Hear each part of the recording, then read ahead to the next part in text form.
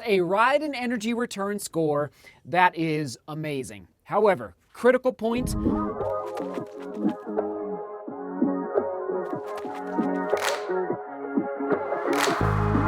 Here we go. You win some and you lose some, everybody. I just talked to myself for about 15 minutes here in the studio because the camera froze.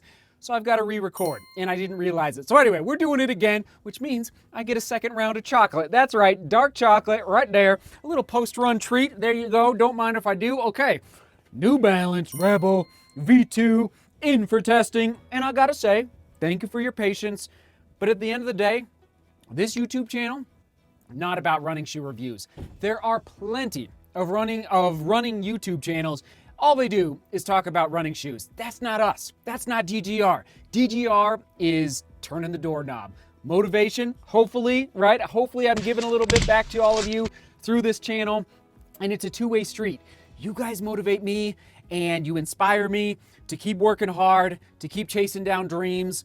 And I just hope that you understand, I guess, the publishing schedule that I've set up on the channel with respect to not placing an item that arrives at my house, thank you New Balance, ahead of race vlogs, training vlogs, mountain running, family life. That's the good stuff on YouTube. This is nice, it's important, but it's not, at the end of the day, it's not the most important. So just wanted to make that point up front. Here we go, let's dive in. I think there was something else, but we'll have to save that if I think of it for the end. Neutral. Goosey. Let's get the goose, like 20 million gooses on the screen right now. Oh my, I mean, do not buy this shoe if you need stability at all. Okay, like you will, I don't know if you'll get an injury, but do not buy the shoe, just saying right now. 6mm drop from heel to toe, 26 in the heel, 20 in the forefoot for basically that medium stack height for that FUELCELL midsole foam. Women's size 8, men's size 9 on your screen. Let's just confirm in my size. I believe we're looking at 6.6 ounces. Hold on. One more second. Yes, indeed, 6.7 ounces. It's unbelievable. 9.25 out of 10. I decided to round up a little bit because that is such an incredible weight. The best carbon fiber plate racing shoes for the roads are about 6.6 to 6.8 are the best, like the next percent in my size, just so you know. Moving on to that upper material, we're looking at engineered mesh with an interesting lacing system. It's kind of what they're calling asymmetrical, so it kind of slants off to the side just a little bit. Not sure if you can see that there. And breathability. Summer's coming. Heat is coming. Humidity is coming. I'm telling you, it was about 70 to 75 degrees in Denver. It felt warm, but it's about to get way warmer. So this is going to be an incredible shoe for the hot summer running. So breathable, so lightweight through that upper, which impacts the lockdown in a negative way. The lockdown is not amazing. It's not a bad score. There it is, 7.5. I think I gave it out of 10. It's not a gusseted tongue.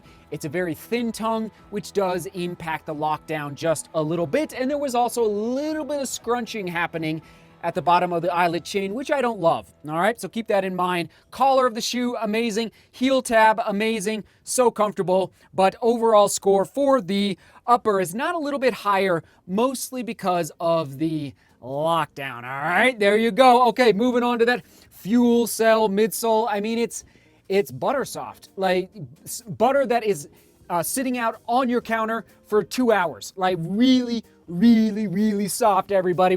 Can you see that? I mean, it's just so soft as you stick your thumbs in there. So we're looking at a ride and energy return score that is amazing. However, critical point, I'm a forefoot striker.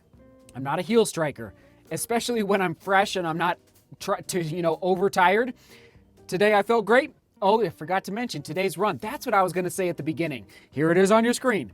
7.5 basically miles. All right, there it is on Strava. I think about 6:30 a mile. I posted on for the run. I think I said effortless, New Balance. It felt effortless through this midsole, just floating along, and it was amazing. It was unbelievable ride.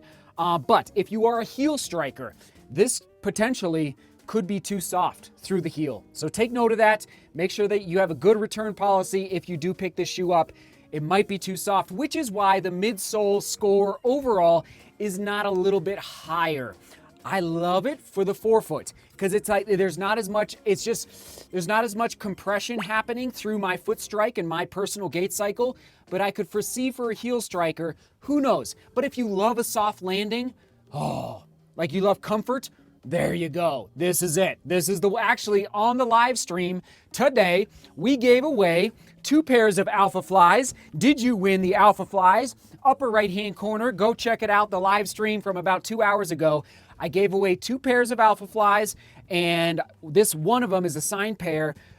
But in that live stream, somebody asked, Seth, could you recommend the softest landing under $150? I have to say, I think I found it, the Rebel V2. And that's what I told the guy in the live stream. I said, listen, wait till tomorrow's vlog. There's a good chance the Rebel V2 is going to be the softest ride of 2021 for under $150. All right, so there you go. For the outsole, we're looking at an 8 out of 10 combination of blown rubber and endurance rubber. Placed, strategically, the black rubber is the more durable, and I think they nailed it. I think they could. The score would be a little bit higher if they reduced the amount under the forefoot just a little bit. I think it's just a little too much, but overall the rubber is not crazy stiff and hard. So great job, New Balance, on that outsole. Fit, true to size, absolutely no issues, no slipping through the heel at all for me. And I did wear thin socks today to test out for the summer months coming up, the hot summer months. Oh man, I can't remember. The Insuline, it's a company I think out of Germany. Insuline, it's a crazy name. INCYLENE, maybe. The socks I wore, they were amazing. Perfect for the Rebel V2 today. Comfort score, 8.75 out of 10. Unbelievable. Such a soft ride. And yeah, just amazing. Positives and drawbacks. Positive is the midsole and the ride for me as a forefoot striker. It's amazing. Drawback, crazy. The number one drawback is the fact that this eyelet chain does not have a hole at the top for the runner's knot. Breaks my heart, New Balance. I don't know what you were thinking. I love the runner's knot, so that's my number one drawback, which if that's the number one drawback, that's a pretty good situation to be in for a running shoe in the studio. Moving on to the durability prediction. Oh boy, I'm going 350, and that might be generous, okay? So 6 out of 10. I foresee that this midsole is not gonna last forever and ever. All right, it's just so soft. I just don't see it lasting very, very long. For the durability, there you go. And how will I use this shoe? Who is it best for? Let's take the second one first. Who is it best for? I'm gonna say who is it not best for is a big, strong runner. Let's say you're 200, 225, 250, I don't know. Maybe you're a former weightlifter, getting in some cardio now. I think this midsole might be too soft, okay? So just keep that in mind as you're going through the purchasing process.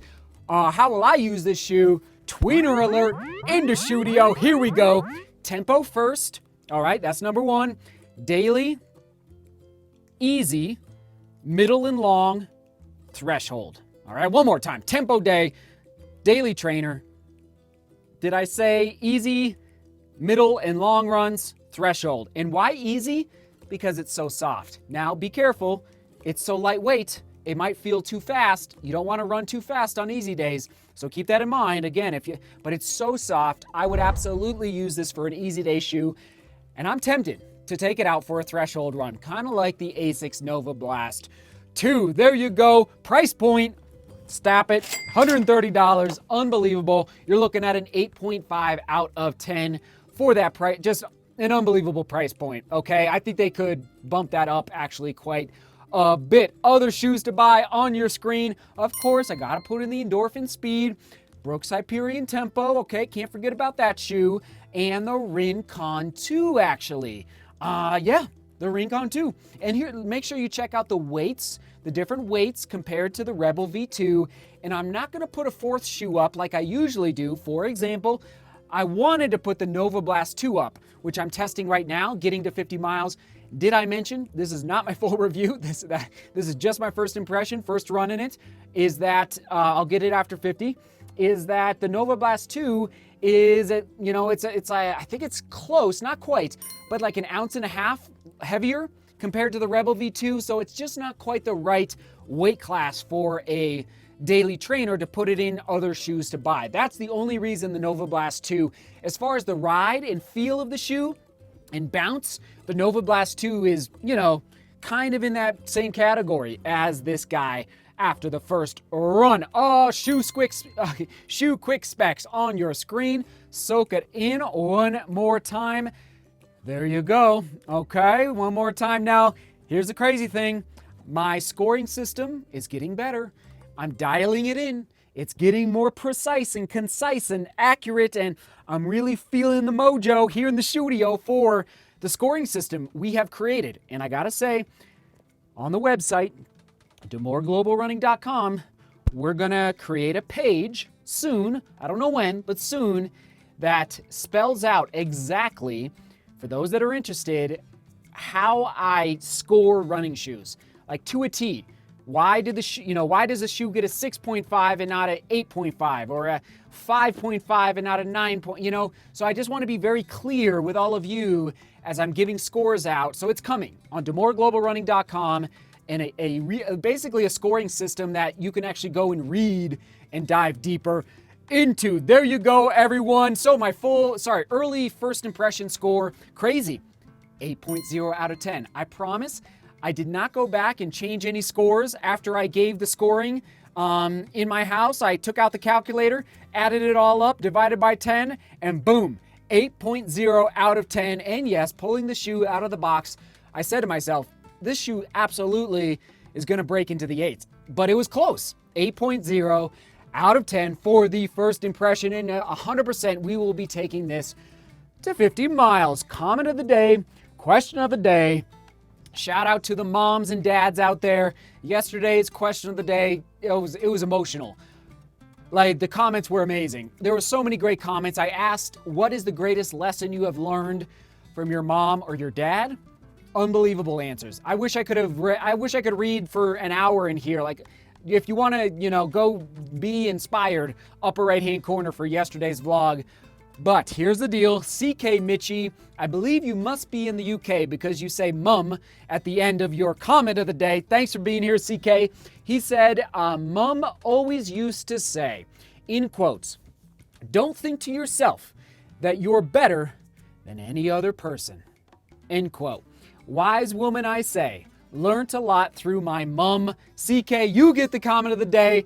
And that sentiment about we are not better than anybody else on this earth is it's like humility, being humble, and just putting others above and in front of us, and like nobody's better than I love what your mom said to you, CK, so you get the comment of the day.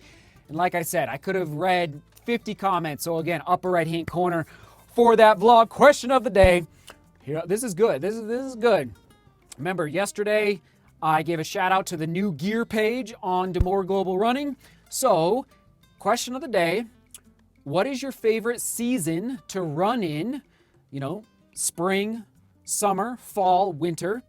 And what is the most important piece of running gear that you must have to thrive in that season? So what's the most important piece of running gear for fall, for spring, for summer, for winter? Just pick one season. Just, what's your favorite season and the most important piece of running gear? There you go, everyone. Thanks for tuning in. I think we did it. Are we still recording? Yes, we are. Whew, we're still recording. Okay, that's good. All right, there you go. New Balance Fuel Cell Rebel V2. Oh my goodness, I almost forgot. Oh man, throwback. We will toss it to a vlog with the Rebel V1 from 2019. Back when the quality of the vlogs was a little different, you'll notice right here, New Balance Rebel V1 right there from I think 2019, okay? Thanks for tuning in. Onward and upward. Keep turning that doorknob. That's how we do it. DGR strong. All right, everyone. Seek beauty, work hard, and love each other. See you tomorrow.